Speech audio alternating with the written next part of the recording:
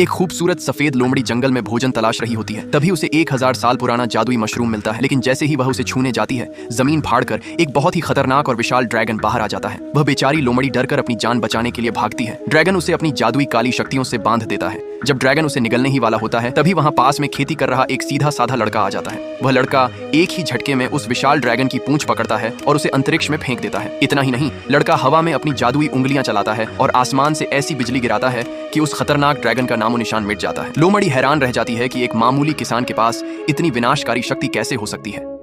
लड़का अपनी शक्ति से उस लोमड़ी की जादुई नीली मणि बाहर निकालता है, जिससे पता चलता है कि लोमड़ी ने कभी किसी इंसान को नुकसान नहीं पहुंचाया। लड़का उसे उसकी मणि वापस दे देता है। लोमड़ी उसे बताती है कि वो तो केवल मोबाइल से ऑनलाइन खाना मंगाकर खाती है।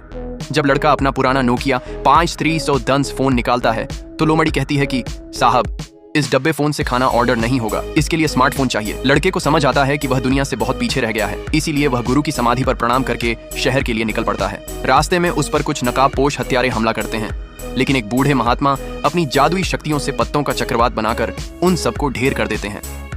पकड़े जाने पर गुंडा बताता है कि उन्हें लीन परिवार के मैनेजर ने भेजा है।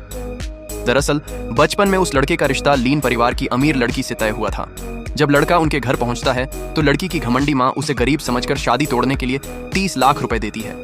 लड़का पैसे ठुकरा देता है और कहता है कि शादी की बात दादाजी से ही होगी। अब शहर में यह लड़का क्या तबाही मचाएगा, जानने के लिए सब्सक्राइब कर लो।